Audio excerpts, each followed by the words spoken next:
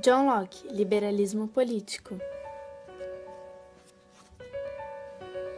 John Locke nasceu em 1632, na Inglaterra. Foi um dos grandes pensadores iluministas. Ele achava que só através do ato de pensar a humanidade alcançaria a luz, o conhecimento. Locke escreveu um ensaio acerca do entendimento humano. Desenvolveu uma teoria sobre a origem e a natureza do conhecimento. Suas ideias ajudaram a derrubar o absolutismo na Inglaterra. Dizia que todos os homens, ao nascer, tinham direitos naturais. Eram eles: a vida, a liberdade e a propriedade.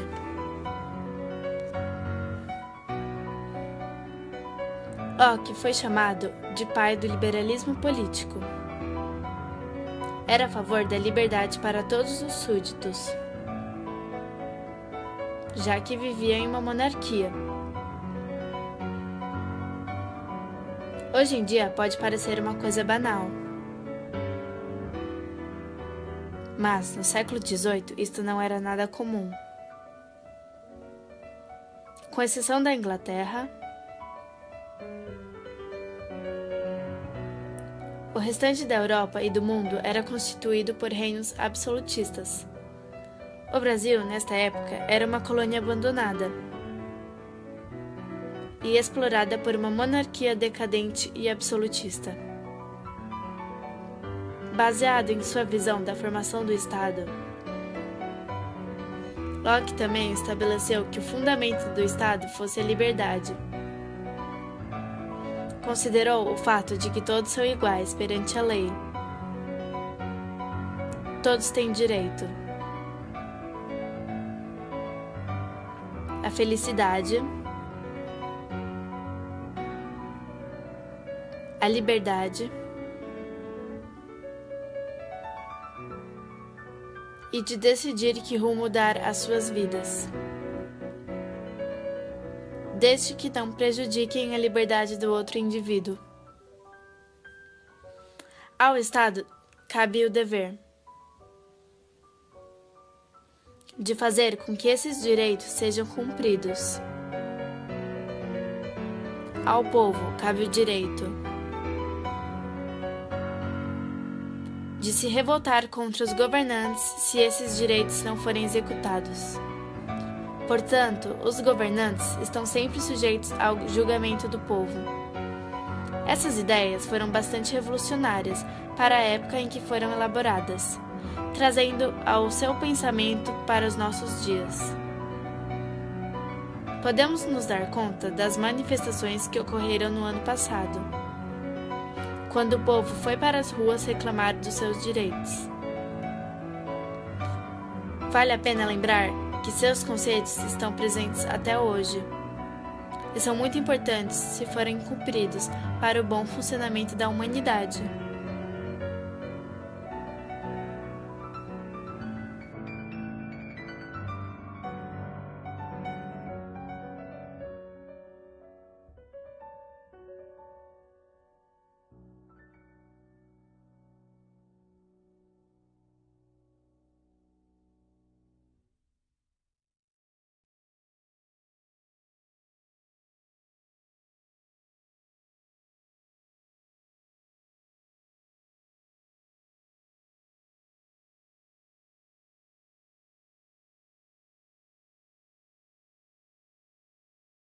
Olá, meu nome é Fábio Monteiro e este é o Vestibular em Cena.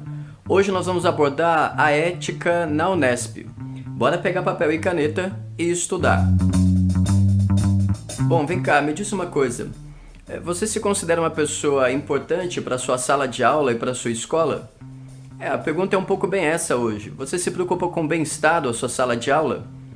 Mas isso porque a segunda-feira, 7 horas da manhã, você já faz questão de alegrar e contentar a turma? Ou seria porque você, enfim, gosta de fazer amizades simplesmente pela amizade? Uma última sugestão, será que é porque você é uma pessoa polêmica, gosta de participar sempre da sala de aula, mesmo que isso te custe algumas amizades? I feel for you, Carol, I do. And you're such a good mother. I hope the judge gets cancer. He won't get cancer. Because wishing doesn't work. If you want him dead, you have to make it happen. But you'd never be able to pull it off, and even if you did, you'd be a prime suspect. On the other hand, I could kill him for you, lady, and no one in the world would dream I did it. I could rid you of this roach and end all your suffering. It was at this moment that my life came together. I could perform this blessing for that poor woman and no one would ever connect me to it. Bom, o nosso tema hoje é a ética utilitarista na Unesp. A prova de humanas da Unesp costuma flertar com uma tradição filosófica que a gente pode chamar de liberal conservative, ou seja, com uma filosofia que procura defender a individualidade como um valor político, levando em conta os seus efeitos sociais. Em outras palavras, para os liberais conservadores, o que importa é justamente conservar a capacidade do indivíduo se virar por conta própria, ou melhor dizendo, a capacidade do indivíduo de adquirir resiliência, resistência e competência para ser uma pessoa útil e produtiva, que seja capaz de oferecer bons serviços e produtos à sociedade. E uma tradução desse raciocínio se encontra no utilitarismo, uma ética fundada por Bentham e Stuart Mill em meados do século XIX. De acordo com esses senhores ingleses, a proposta era bem clara, era fundir uma preocupação política com uma preocupação moral, ou melhor dizendo, fundir uma filosofia política com uma filosofia moral. Isso quer dizer, em termos práticos, que o debate a respeito de ética envolvia questões concretas, empíricas, materiais. Sendo assim, o indivíduo se torna ético se de fato ele traz alguma contribuição social, se ele é capaz de acordar cedo e dar a sua dedicação e tempo privados em busca de algum benefício coletivo.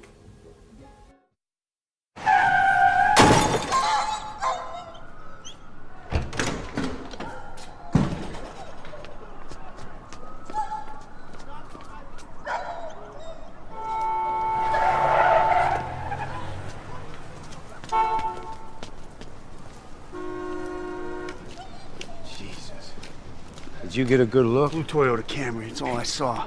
It's the Hortons, dog. It's not gonna make it. Bom, você já deve ter notado, então, que a ética utilitarista traz uma grande inovação histórica.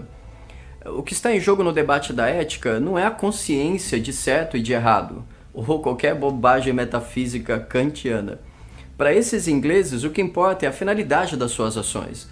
Ou seja, se de fato você é um sujeito consciente dos efeitos dos seus atos. Em poucas palavras, se você decide ser uma pessoa utilitarista, você está pensando em profits and benefits.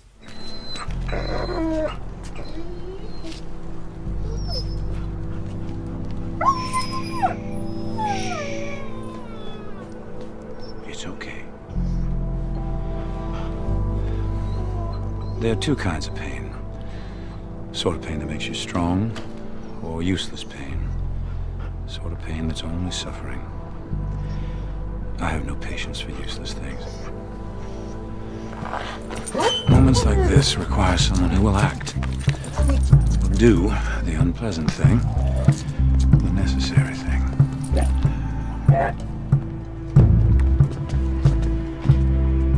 There. No more pain.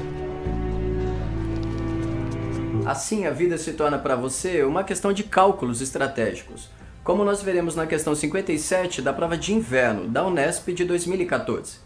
A condenação à violência pode ser estendida à ação dos militantes em prol dos direitos animais que depredaram os laboratórios do Instituto Royal e São Roque. A nota emocional é difícil de contornar. 178 cães da raça Beagle, usados em testes de medicamentos, foram retirados do local. De um lado, por mais que seja minimizado e controlado, há o sofrimento dos bichos. Do outro lado, está nosso bem maior.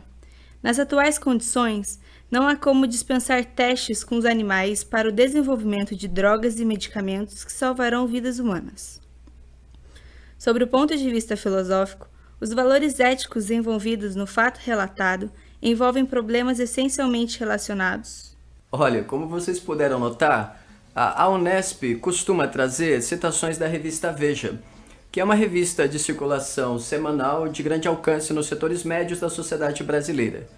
E logo de cara nós temos um dado político, um fundamento da sociedade civil, a propriedade privada, que é inviolável, apesar das boas intenções dos ativistas pró-animais. Mas o que nos interessa aqui na questão é um segundo ponto. Diante do apelo emocional que os cães nos provocam, fica a pergunta: vocês preferem beagles ou avanço científico? Traduzindo, num raciocínio utilitarista, já que tudo nessa vida tem um preço, quantos Snoops custam um medicamento? Isso nos leva à letra A como correta, porque ela reconhece o dilema ético preciso na questão. Portanto, vejamos as outras alternativas. Bom, a letra B não pode ser porque o nosso debate proposto pela questão é eminentemente laico. Por sua vez, a letra C, o que está em jogo são as tensões, os conflitos entre o avanço científico e o avanço econômico. A letra D até que oferece uma mancha de óleo para uma leitura desatenta e desavisada. Mas que fique claro, o problema da propriedade privada já está resolvido no enunciado. O que restam são os beagles. A letra E pode ser o canto de sereia dos desavisados. Porque sim, a questão trata dos interesses da indústria farmacêutica, mas não é só isso. Antes, o que está em jogo é um debate a respeito dos avanços da indústria frente à ética. Bom, como se vê, a Unesp parece nos oferecer um dilema moral. Porque, por um lado, fica a comoção pela defesa da vida suprema dos cães, o que, convenhamos, bate em cheio no peito de uma classe média que adora pets. Mas, por outro lado, o que está em jogo também é o avanço da ciência, o avanço da tecnologia, que, em teoria, garantiria o maior bem-estar para a população. Porém, cá entre nós, o que a questão propõe não chega a ser um dilema moral para um bom utilitarista. Porque, afinal de contas, se as nossas decisões éticas e morais devem estar relacionadas com a finalidade das nossas ações, a nossa preocupação é a seguinte: devemos ser pessoas produtivas, consequentes e preocupadas com a felicidade do maior número possível de pessoas. Bom, esperamos que vocês tenham conhecido um pouco mais a respeito do debate ético proposto pela Unesp. É como se ela, ou melhor dizendo, os utilitaristas, fizessem uma grande campanha pela vida. Cada um cuida da sua, de modo a se preocupar, a ser uma pessoa produtiva. E, entre nós, sejamos utilitaristas. Curta os nossos vídeos, acompanhe as nossas aulas e sejam bons estudantes, produtivos e eficientes. Abraços e até a próxima!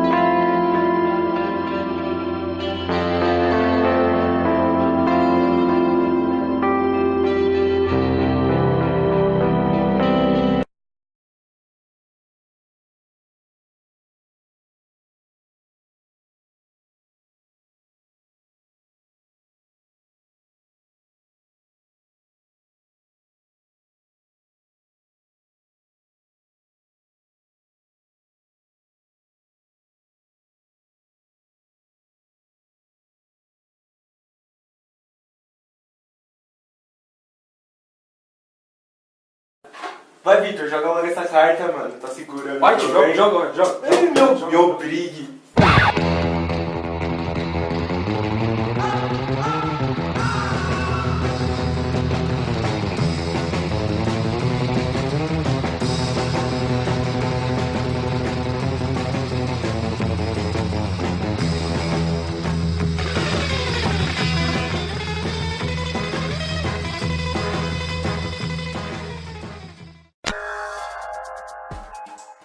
Michel Foucault nasceu em Poitiers no dia 15 de outubro de 1926.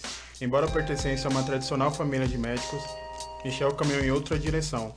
Na sua educação escolar encontrou todas as influências necessárias para guiá-lo no caminho da filosofia. Seu primeiro mentor foi um padre, do qual herdou seu gosto pela história. Além disso, era um autodidata e adorava ler. Foucault viveu o contexto da Segunda Guerra Mundial, o que estimulava ainda mais seu interesse pelas ciências humanas.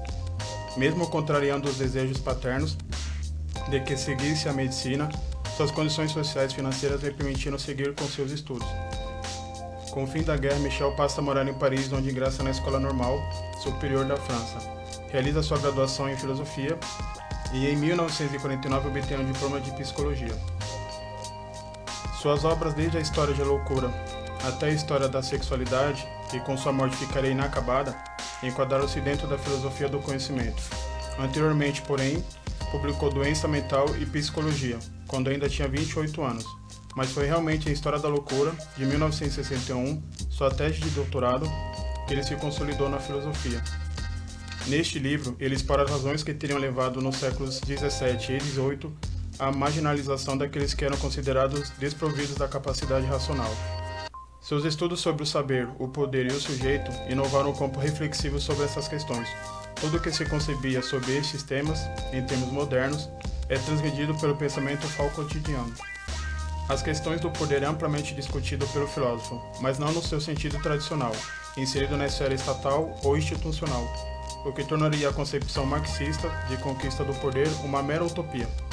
Segundo ele, esse conceito era entranhado em todas as instâncias da vida e em cada pessoa, ninguém está a salvo dele. Assim, Michel considera o poder como algo não só opressor, mas também criador de verdades e de saberes, e onipresente no sujeito. Na sua produção acadêmica, ele investiu contra a psiquiatria e as psicanálises tradicionais. Além de sua obra conhecida, muitos cursos e entrevistas do doutor contribuíram para uma melhor compreensão de sua forma de pensar. Ele estuda o que de mais íntimo existe em cada cultura ou estrutura, investigando a loucura, o ponto de vista da medicina, a essência da ciência humana e o mecanismo do saber. Michel Foucault faleceu em junho de 1984 devido ao agravante da AIDS. Para Foucault, o poder não está atribuído somente à figura do governo, nem somente à figura de uma pessoa, mas o poder ele está em tudo. Foucault, de forma analógica, analisa a sociedade da Idade Média, onde o poder era na forma de soberano, que era atribuído à figura de um rei, que afirmava o seu poder através dos suplícios. Uma pessoa que cometia um crime na Idade Média, através dos suplícios, ela era castigada de forma cruel. Essa crueldade afirmava o poder da figura do rei. Foucault analisa a sociedade moderna e diz que os discursos são o que determina o poder em sociedade. A ferramenta-chave para exercer poder na sociedade é o discurso. Ele pode ser exercido por diferentes ideologias e diferentes tipos, como boca a boca e grandes instituições como escolas e até prisões. Ele pode ser de diferentes formas, como heterogêneo e até homogêneo. O discurso heterogêneo pode vir de crenças coletivas, porém segui-las depende de cada indivíduo. Hoje eu sou hétero, cristão, esquerdista. Amanhã eu posso ser de direita, ateu, homossexual. O discurso hemogênico é um discurso que englobaliza todos os discursos juntos, sem ao mesmo nós adotarmos e sem percebermos. Como exemplo é o capitalismo. Nós adotamos ele sem ao mesmo perceber em qual adotamos.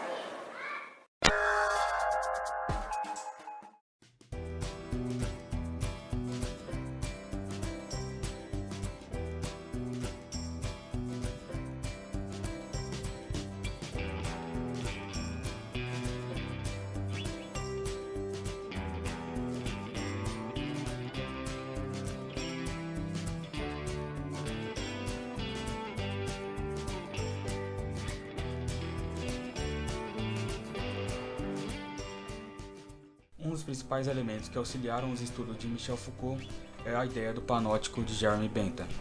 No final do século XVIII, o filósofo e jurista inglês Jeremy Bentham concebeu pela primeira vez a ideia do panóptico. Para isto, Bentham estudou racionalmente, em suas palavras, o sistema penitenciário. Criou então um projeto de prisão circular, onde um observador central poderia ver todos os locais onde houvessem presos. Eis o panóptico. Ele também observou que este mesmo projeto de prisão poderia ser utilizado em escolas e no trabalho, como meio de tornar mais eficiente o funcionamento daqueles locais.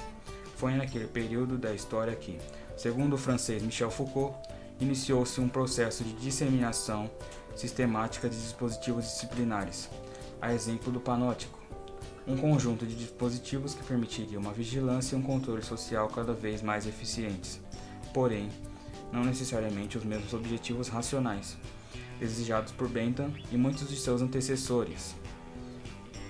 Desde os anos 60 do século XX até o início do século XXI, a vigilância também vem adquirindo uma nova característica, a possibilidade de observação de todos sobre todos, desde pais a filhos até os chefes e a seus empregados, por meio de correios eletrônicos ou mensagens por celular, etc.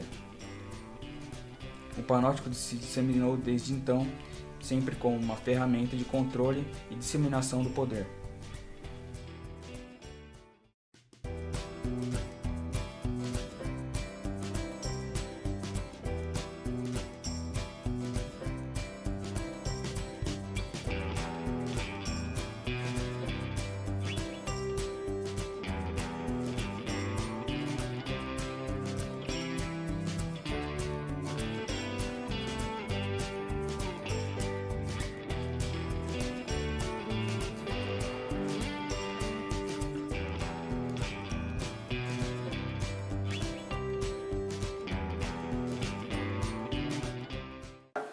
Vai, Vitor, joga logo essa carta, mano. Tá segurando. Vai, joga. Meu brigue.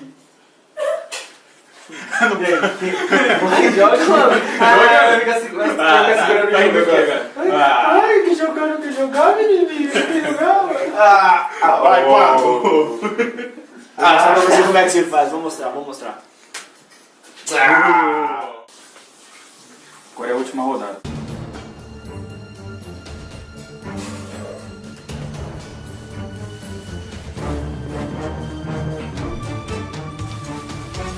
Eu tenho uma trilha. Eu tenho um par. Só isso? Não, só isso não. Também tenho...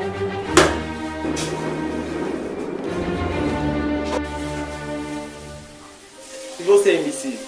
Eu tenho um par e uma carta mágica. Mano, mas isso eu também tenho. Mas eu tenho um... Jutsu, Clones das Sombras. E aí, Leandro, qual carta você tem? Eu tenho mais 4. Ou no caso de vocês, mais 8. Mano, para, esse cara não sabe brincar, não. Vocês acabaram de ver um grupo que se reúne todo final de semana para jogar carteado. Agora vocês vão ver como esse mesmo grupo reage sabendo que estão sendo vigiados. Esse comportamento, ele é exemplo da disciplina, que seria a sociedade disciplinar segundo Foucault. Então, Vitor, você falou que sua mãe colocou a câmera aqui, mas aonde foi que ela colocou, cara?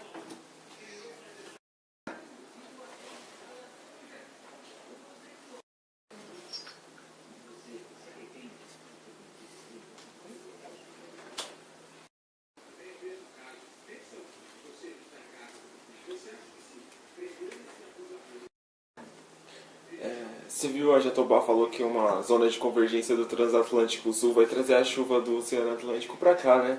Por volta de quarta ou terça-feira, não sei. Eu ouvi falar.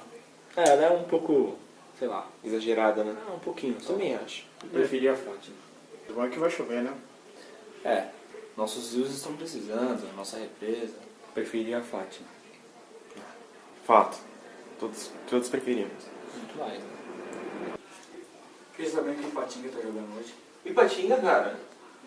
Com qual time? Corinthians. Putz, Corinthians, feio. Vamos ver, meu. Acho que eu vou lá assistir, cara. Melhor que esse jogo. Conhece vocês mesmo? Que Corinthians? Nunca ouvi falar desse time. Você já ouviu falar?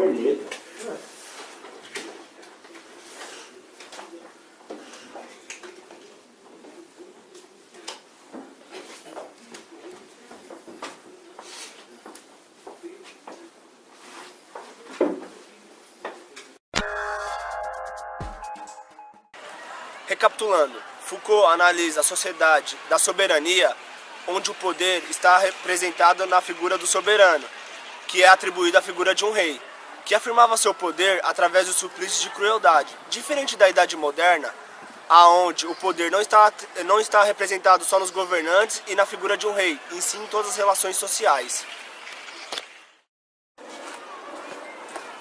Através do discurso ao qual nos sujeitamos, nos estabelecemos como um indivíduo na sociedade. Esses discursos carregam relações de poder em si. Para Foucault, esses discursos eles estão sempre em conflito entre si, com exceção do discurso hegemônico, que engloba todos os outros discursos de forma que não é perceptível, também conhecido como o discurso invisível.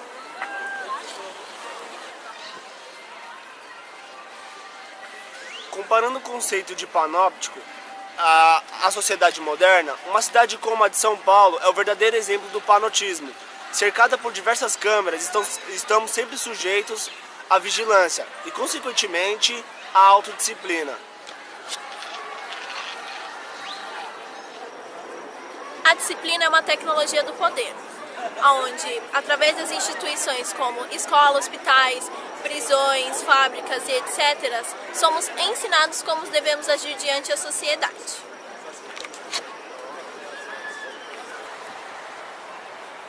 Aquele que não se sujeita ao discurso hegemônico e nem a outro discurso da sociedade, sendo assim, ele sofre uma separação da sociedade, sendo tratado como um anormal, encaminhando ele para uma instituição que rediscipline e possa tentar integrar ele novamente à sociedade, como clínicas, sanatórios ou até mesmo, último caso, prisões, que são mais evidentes em formas de relação de poder e disciplina.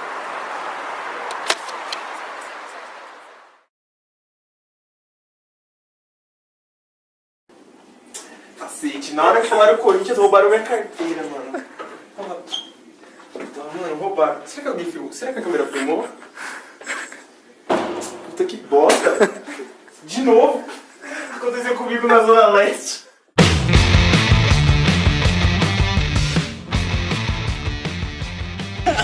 Vai, pode fazer. Como, por exemplo, o capitalismo, que nós adotamos ele sem ao mesmo perceber que nós adotamos. Ô, corta aí, cara. Filmando papel de comida, os caras mandam jogar no olho, sabe? Papel de comida. Se tiver com comida. Ela tá filmando o bagulho. Estamos sempre sujeitos à autodisciplina. Errei, né, mano?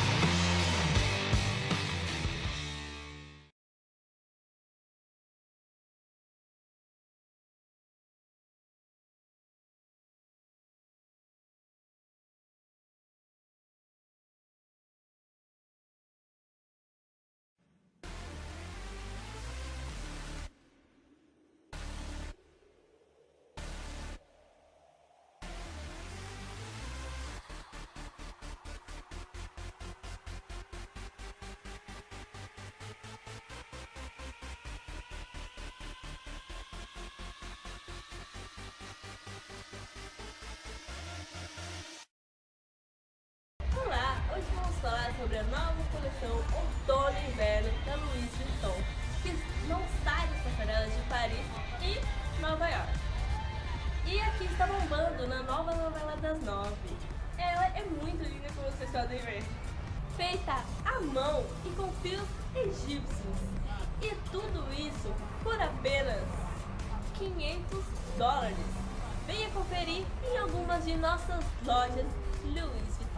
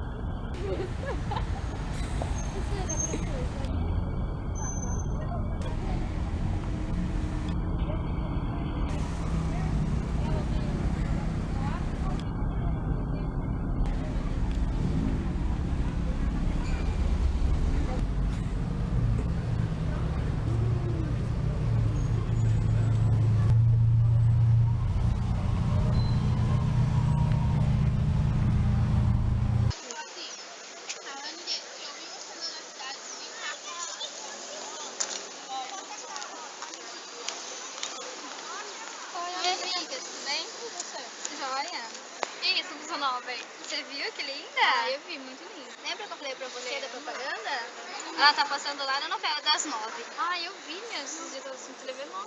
Foi quase todo o meu salário, mas ela é bonita, né? Ah, ela é linda, acho que compra pra mim também. Compra sim, muito linda.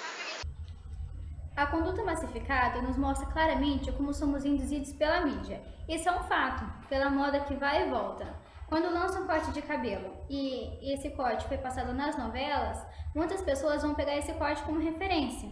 No vídeo, a blusa, no caso, era passada nas novelas e por ser passada nas novelas, muitas pessoas não queriam comprar. Então, não importasse o preço, elas queriam a blusa só por estar na moda. Então, a conduta massificada é mais guiada, assim, pela opinião de outras pessoas. Então, a pessoa acaba perdendo seu próprio estilo e sua própria opinião.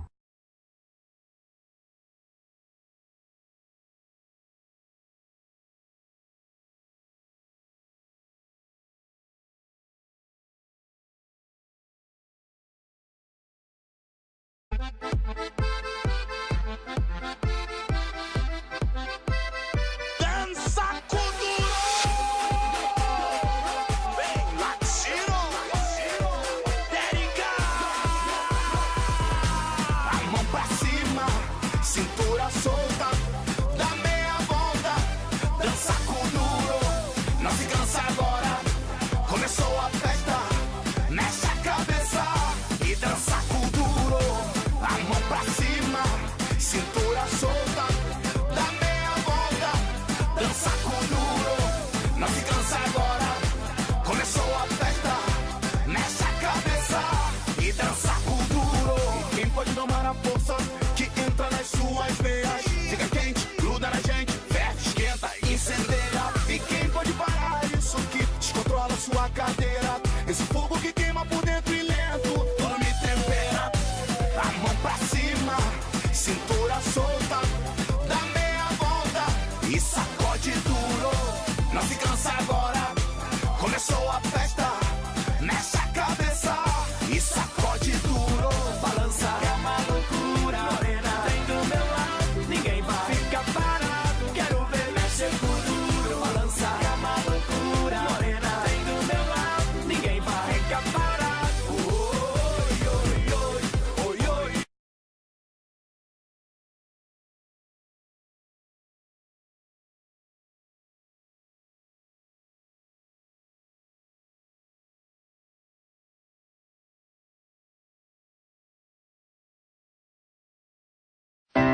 Revelações da loira mais famosa do Brasil.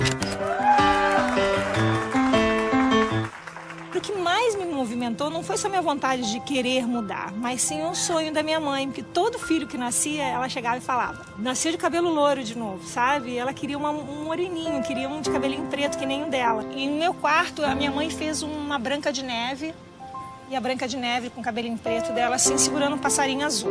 Aí um dia abriu, a minha janela estava aberta e entrou um passarinho, assim, fluf. Então eu falei, pronto, passarinho já tem, agora só falta ficar morena, né? E hoje cedo, a Sasha, antes de ir pro colégio, ela deu um beijo na minha testa e disse, tchau, cabelinho louro. Então eu tô muito feliz por isso, não só porque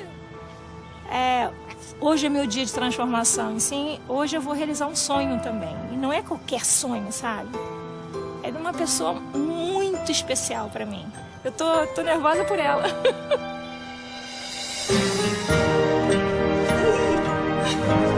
Olha! Nossa, mãe! Eu queria tanto uma filha morena, olha, mãe. Ó.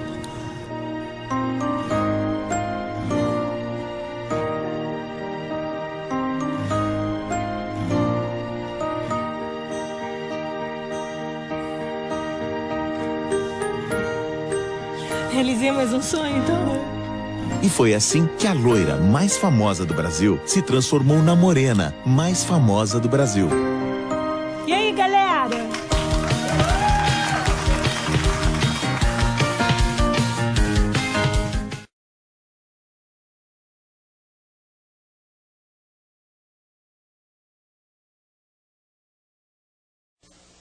Amiga dona de casa, olhe fixamente nesse delicioso chocolate.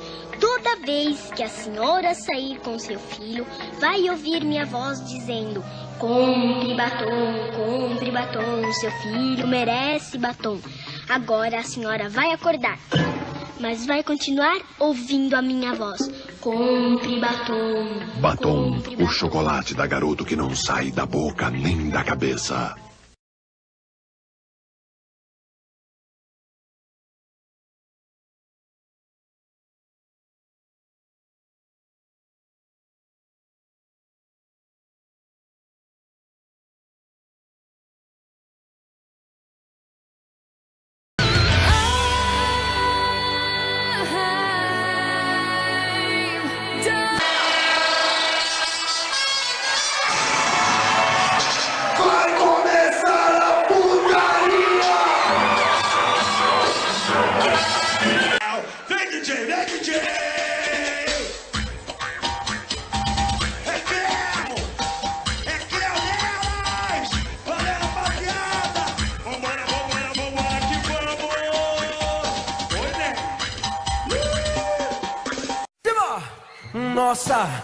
Nossa, assim você me mata. Ai, se eu te pego, ai, se eu te pego, ai, delícia, delícia, assim você me mata. Ai, se eu te pego, ai, se eu te pego, hein?